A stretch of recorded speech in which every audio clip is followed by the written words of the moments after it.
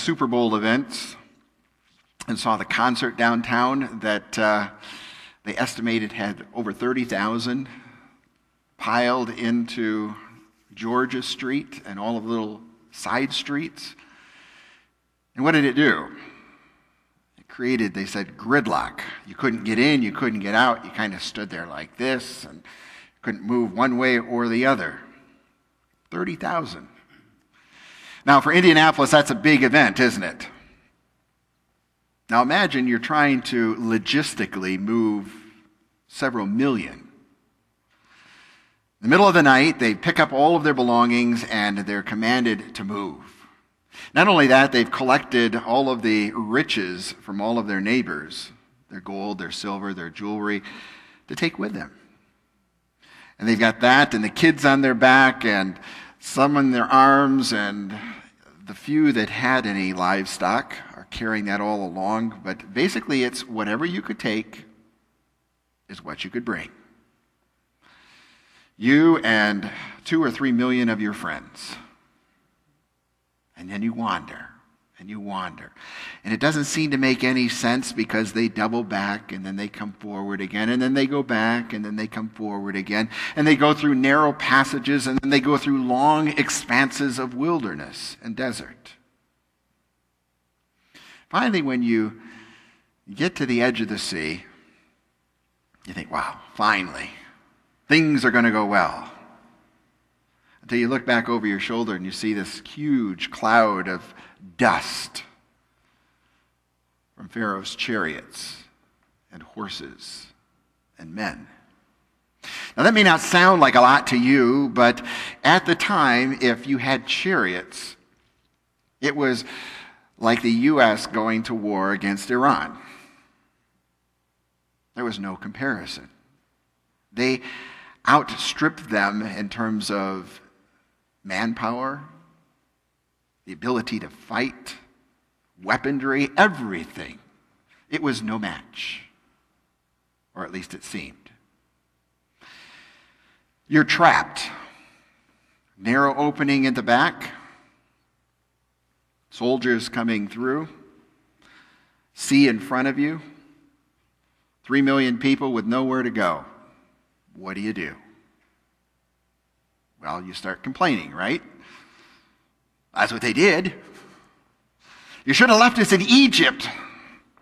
There we still could have had our fill. Now you remember what the story just said, what their fill was. They ate very little. And they worked with even less. And they were oppressed. But when you're facing that kind of danger, even the worst seems better than what you've got. One thing about the God that we serve is he loves the impossibilities. The more impossible something seems, the more God has an opportunity to shine. And I think part of that has to do with our nature. He knows us. He created us, right? So he knows us.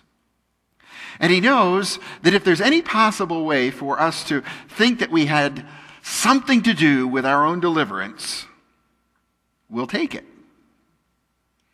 You know how that goes. Something very good happens that you happen to be at, and you have a friend that comes up and says, "Oh, that was marvelous what you just did." Okay, thanks. We'll take credit. But when the situation is so obviously impossible, that's when God has a chance to shine. And that connection that we talked about with Joseph and that we just talked about with Lawrence, look for that. Because again, it depends on who you're connected to, and Moses discovers that very early.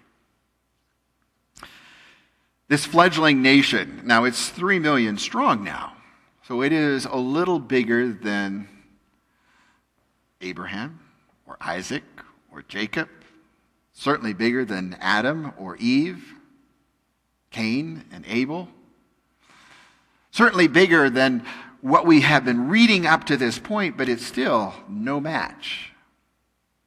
And now they're on the brink of annihilation. 400 years have passed since they went into Egypt with Joseph. 400 years.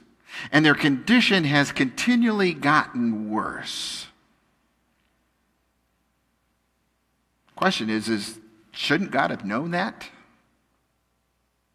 Shouldn't God have been able to do something about it?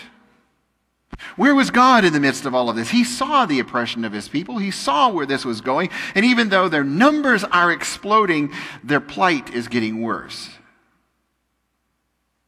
The amount of people is going up. The resources are going down. Not a good place. Maybe God was just caught off guard. Maybe he was surprised by all of that, do you think? So Rose said, I wonder whether God was surprised. Well, let me read to you from Genesis 15. We're going to throw back a little bit into Genesis 15, 12 to 14. This is a conversation that God is having with Abram. So it tells you the time period is before the name was even changed. As the sun was setting, Abram fell into a deep sleep, and a thick and dreadful darkness came over him.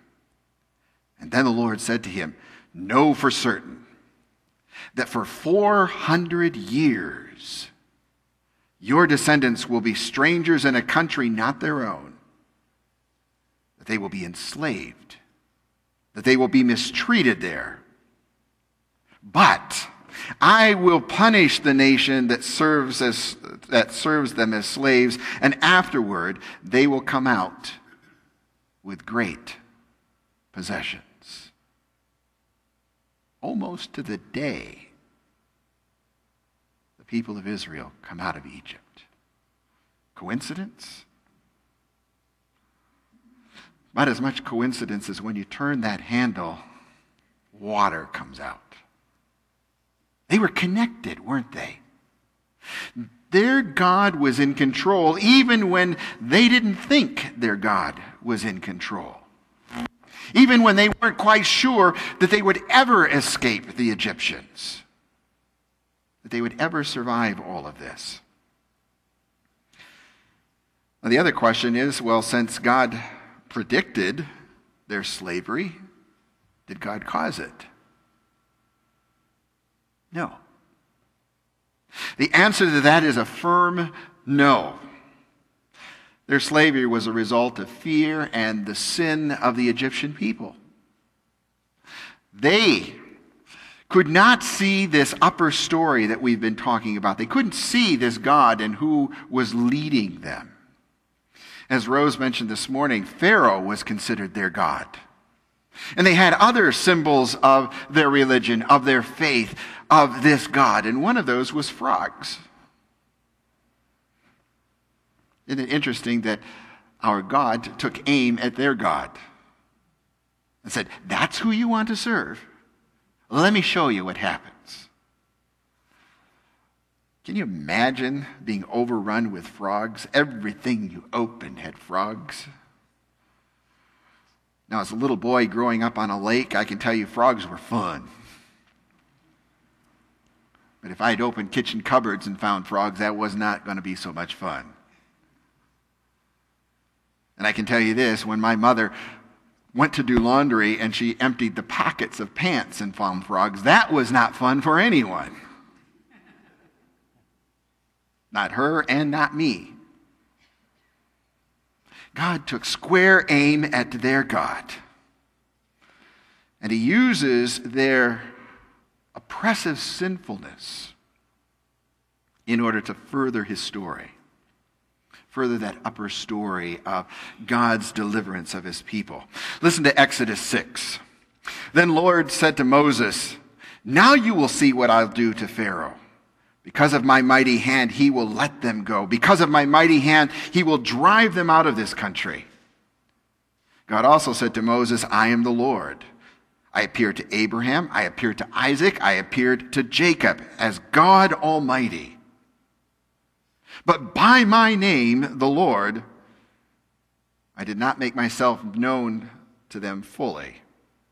I also established my covenant with them to give them the land of Canaan where they resided as foreigners. Moreover, I have heard the groaning of the Israelites, whom the Egyptians are enslaving. and I remember